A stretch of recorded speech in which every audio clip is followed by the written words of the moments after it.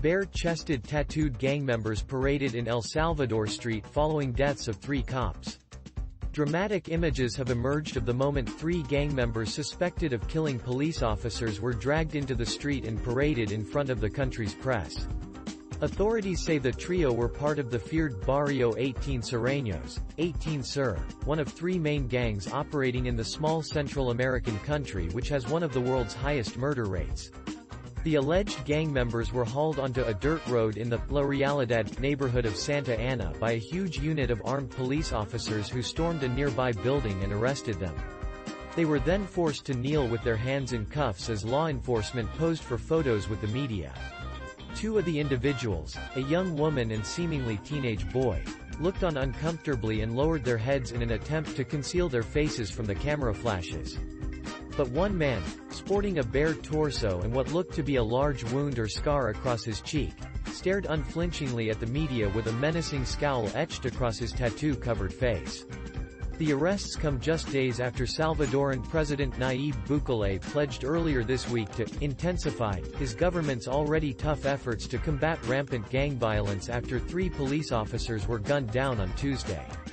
The president's announcement on Tuesday raises the stakes even higher after the government declared a state of emergency in March, when 62 people were killed in one day as a result of gang violence.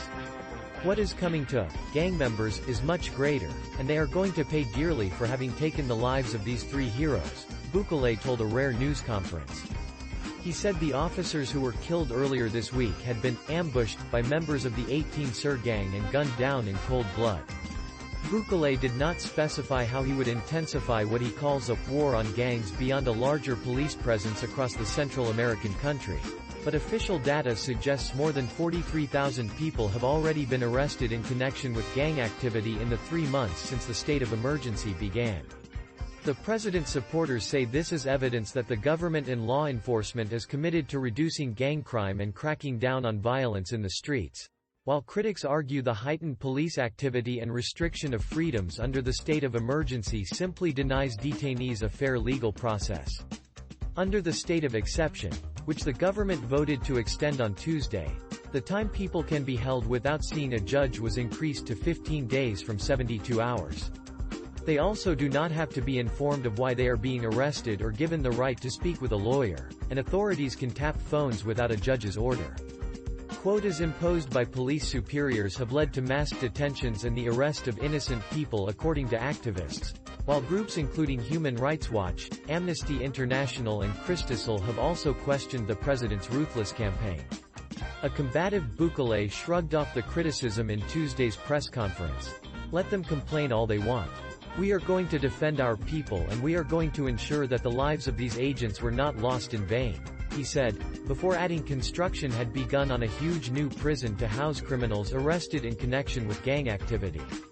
On Tuesday, Security Minister Gustavo Villatoro said that authorities were winning the war against the gangs, but there was more work to do. The mission that Salvadorans are giving us is clear: eradicate these terrorists from Salvadoran territory, he said. Bukele's approval ratings have remained high and the measures have been popular among a population tired of living in constant fear of the gangs.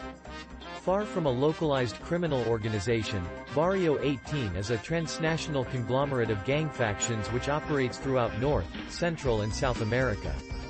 Barrio 18 had an estimated 50,000 members across 20 U.S. states in 2017, but has since expanded to become a terrifying force throughout North and Central America. The gang was formed in downtown Los Angeles in the 1960s, but rapidly gained ground as gang members looked to recruit teenagers and vulnerable people south of the border. As the gang's ranks grew, it became the target of FBI and police crackdowns which saw many of its veteran members sent to prison. But time behind bars merely gave Barrio 18 shot callers a fertile new recruiting ground, and it quickly swelled its ranks in federal prisons. Stepped-up deportations also had an unintended effect, spreading the gang's reach to El Salvador, Guatemala and Honduras as hardened members were shipped back to their native countries. Barrio 18 cliques have been linked to the international drugs trade, prostitution, extortion and various other criminal activities, and the gang is closely allied with the Mexican mafia. Their blue and black colors even pay tribute to the Mexican mafia. Blue for the allied gang, and black for Barrio 18's original color. Barrio 18 members are expected to get inked with tattoos denoting a range of messages. Well-known gang tattoos include 18, 18, 15-3, best, for Barrio 18th Street, and 8P, a mark of killing a police officer. Created by 00 Breaking News. Daily breaking and more news. Please subscribe.